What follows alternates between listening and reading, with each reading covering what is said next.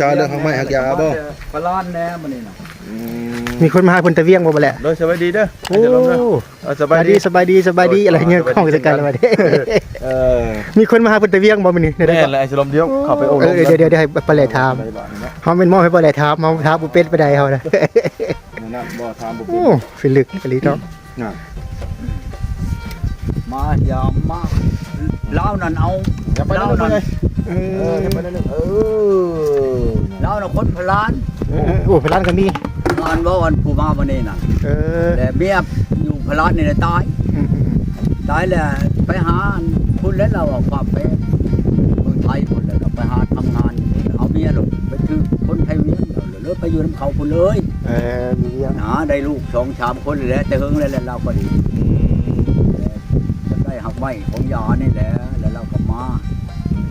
เราก็โทรเอาหลานเราอยู่พลานเนี่ยเราก็มาหับเอาแล้วก็พากันเข้ามาพี่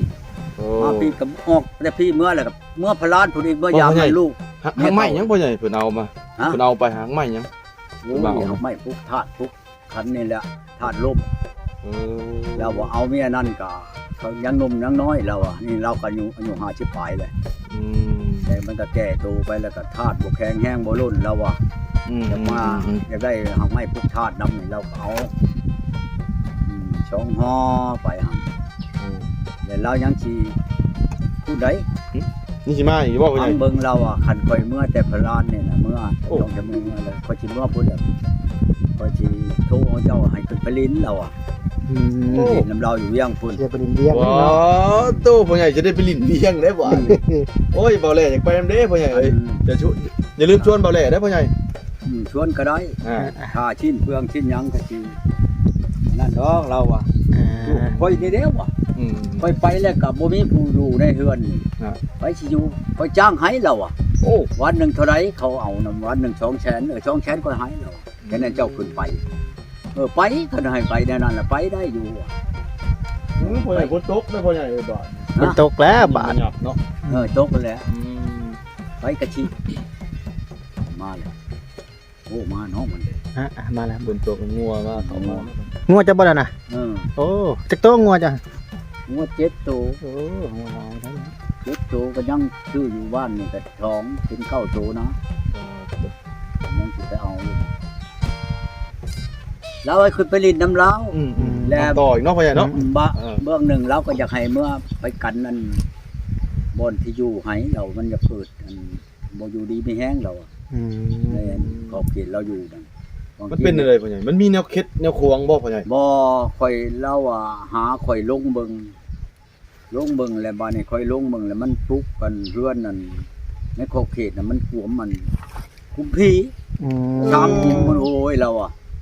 มันเว้าแล้วก็คือเว้าแล้วอยู่ในเมืองเราเขาบอกถือว่าเป็นความมันเคล็ดขวงเรา พ่อใหญ่คุมผีตายมีแห้งบ่หรือว่าผีธรรมดา พอแล้ว ผีตะกี้บ่ ผีประชาเก่า โอ้ย แต่เฮือนแต่เข้ามันบ่กว้างบ่ควางพุ่นนะเขาเลยเขาผีประชาใช้นะหั่นแต่เขาก็ย้ายไปก็บ่ได้ไกลแล้วอ่ะ โอ้ ประมาณวาง10ชาวเมตรนี่แหละเราอันบ่นั้นเขาย้ายผีประชาไปนั่นในเวียงนั่นเราเราจักคักอีหลีเนาะเราอ่ะเอาคักบ่คักก็ตามเพิ่นบอกเพิ่นเว้านี่แหละข่อยก็เป็นสิเว้าเอาเองได้บ่โอ้เราอ่ะแม่นลีเราอ่ะผีประชาเข้าอีหลีเพราะว่าตั้งแต่กี้เวียงนั่นมันก็สิบ่ทันได้กว้างขวางออกพัชนั้นเราอ่ะแต่เขากับพังผีพังคนตายนี่แหละเราอ่ะจักผีตายมีแห้งจักตายเจ็บตายไข้ตายหยังแล้วก็ยังบ่ฮู้ดอกเราอ่ะเรื่องการตายของค่อยกับหากลับไปอยู่วังเช้าปลายปีนี่นะเราอ่ะนี่นะขอบเขตนั่นน่ะ บ่พ่อใหญ่เพิ่นไปอยู่เป็นอะไรเพิ่นคือฮู้ว่าทับพวกเพื่อนทมทับคุมผีนะ ค่อยนี่แหละลงแต่บ่จักเราก็บ่จักแล้วแล้วก็บ่แม่นเป็นแต่ค่อยได้แล้วว่าวางใกล้กันนั่นก็เป็นบ่อยู่ดีมีแฮง แสดงว่าในเฮือนเราบ่อยู่ดีมีแห้งบ่พ่อใหญ่ ก็บ่แม่นเรามาตัวนั้นดอกเรามาจากใดแนวอื่นแล้วบ้านนี้ล่ะเจ้าขึ้นไปนั่นก็สิบ่ได้ชีวิตแต่เฮือนข่อยดอกเรามันก็มีเฮือนใกล้หั่นก็สิเฮ็ดบ่ทุกเฮือนแหละเราแล้วเราเมื่อแล้วเราสิถามมันผู้ที่อยู่ใกล้กันนะสิเฮ็ดบ่กันจังซั่นจังซี่นะกันว่านั่นน่ะสิให้ขึ้นไปแล้วเราไปเฮ็ดให้แล้วแต่เขาบ่เฮ็ดก็สิหาพ่อหมอนี่แหละเราไปเฮ็ดให้ได้บ่เป็นหยังวะ บ่พ่อใหญ่ สมมุติพ่อใหญ่ขึ้นไปสูตรไปนะฮะไปไล่ผีออกหรือประมาณจะมื้อพ่อใหญ่มีอุปกรณ์หลายอย่างบ่พ่อใหญ่เครื่องไม้เครื่องมือ ขึ้นไปนี่ก็สิบ่แม่นแต่แนวเดียวมันหลายคนอยากได้อันนั่นได้นี่เนานะกระทอกกระทาเป็นว่ากระทาหาเงินหาคำนี่ก็สิอย่างนั้นมาไว้ไปง่ายก็สิวังสิหามื้อพุ่นละ โอ้ ก็ได้ไปเลยนั่นที่เนาะเขาบอกกันกับเราเนาะทุกใช้กินนี่นั่นคอยพีเราคอยมาพีได้เรามายามลูกกันเมียเก่าเนี่ยเอาแล้วเมียเก่าในไหนเจ้านั่นฟ้าบทผู้นี้บ่เมียตายเรา โอ้ ผู้อยู่อันพลานน่ะตายได้หลายปีแล้วเราจนลูกเป็นบ่าวเป็นชาวได้ลูกไฟลูกเขยเลยคอยละขึ้นมายามเราเห็นหมู่แล้วเมียนี่ขึ้นมายามเรายามลูกเมียเก่าน่ะว่ะมื้อใดเจ้าสิได้เมื่อคอยก็บ่เกินในช่องมื้อดอกเราสิเมื่อเราเมื่อแล้วก็สิโทรหา ผู้อยู่เวียงบ่พ่อใหญ่ว่าเดี๋ยวนี้ ผู้อยู่ยังนั่นแหละ อืม จ้างเขามาทุมมันนั่นพื้นนั้นให้มันนี่เขามาทุมแล้ว จากเขามาทม เอาเรื่องเฮือนอีกบ่พ่อใหญ่ เรื่องเฮือน ฮะ ก็เรื่องเฮือนตัวน่ะบ่ พื้นมันค่อยเด้ โอ้ ให้มันเพียง โอ้ ให้เขา5แสนนั่นเด้ เบิด5แสนบ่พ่อใหญ่นะ 5แสนได้ โอ้ พื้นนั่นหักยังสิเอาอัน โอ้ นี่ไอ้หินกับชายมาเนี่ยให้เขาให้หมอนี่ละให้มันเฮ็ดให้อีกบัดให้มันปูพื้นให้ ที่ มั พื้ น น ว่า เนาะ พักประตูนี่เดี๋ยวพักประตูบ้างออกตัวนี้ว่าคงจังสิเฮ็ดอยู่นอกพี่ย่าตัวนี้บ่ แม่น บ่นั่นบ่ มาเฮ็ดประตูบานใหญ่แล้วเนาะพ่อใหญ่เนาะ เทียบ2 บานนะคบกันเลย โอ้ นั่นสิก่อนมันจะเขียนไงล่ะอันบ่าวอัน ผู้ใดพ่อใหญ่ นาอันบ่าวลาวกาชวนขึ้นไปเชปูนมานี่น่ะ โอ้เลย บ่ได้ไปบ่ได้ไปนำลาวแล้วขึ้นไปแล้วไปแจกกันเสื้อผ้าคนทุกข์ยากนะเราได้โอ้ยหลายชอบได้เราเอารถใหญ่ได้ขึ้นไปบ่าวลาว โอ้ ดีนี่ค่อยโทรใช้อยู่เชปูนแล้วว่ะ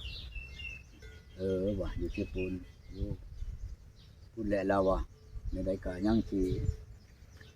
เพิ่นไปมื้อนี้แล้วบ่พ่อใหญ่ ไปมื้อนี้แหละฮอดเช ชวน ปู พ่อน ใหญ่ ได้ ไปดิ เนาะ เพิ่นชวนพ่อใหญ่ไปแจก เพิ่น บ่ ไปอันเที่ยวไปลินเพิ่นว่าไปอันหาผู้สาวเพิ่นโอ้ยผู้สาวนี่ก็จักถอยแล้วบ่เรามันเสียเงินหลายแหละเสียให้เราหาเบิ่งให้กับเช้าอันเว้านั่นแหละมื้อนี้นั่นเราไปกินดองเช้านั่นก็ยังบ่เห็นหน้าเห็นตากันนั่นขึ้นมาได้ขึ้นมาอะไรอยู่โอ้ยจักสิเป็นนั้นแล้วบ่ลาวแล้วบ่พ่อใหญ่เราแม่นาง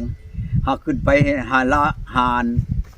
ดังเราอีกเดี๋ยวบ่รู้แล้วเป็นอะไรหนึ่งเจ้าสิเอาบ่โยกก็บ่เอาแล้วเฮ้ยว่ะเอาได้เว้ากันแม่นเฮ็ดได้จังเราไปเบิ่งน้าเราเดี๋ยวเราชวนไปมื้อนี้น่ะไปน้าเราค่อยสิพาไปแล้วโอ้ยจักเฮ็ดได้ผู้นี้ก็บ่โทรมาแต่เบียงสิลงไปเด้อตู้เด้อ บ่พ่อใหญ่อยากถอยแล้วบ่กับผู้สาว สำหรับวันนี้นะทุกคนเราก็มาอยู่ที่นาของตุกอดมาเก็บภาพบรรยากาศนิดนึงถ่ายคลิปนิดนึงกับเพื่อนมากับเบาแหละที่งานเลยทุกคนที่ห้องรถที่มาพี่น้องอันนี้คือห้องรถของตุกอดนั่นเองเนาะพี่น้องเนาะสำหรับคลิปนี้ก็สิจบเพียงเท่านี้พี่น้องขอบคุณทุกกำลังใจที่เข้ามาติดตามชมคลิปของเราตั้งแต่ต้นจนจบพี่น้องสำหรับคลิปนี้ให้จบก่อนพบกันใหม่คลิปหน้าบ๊ายบายสบายดี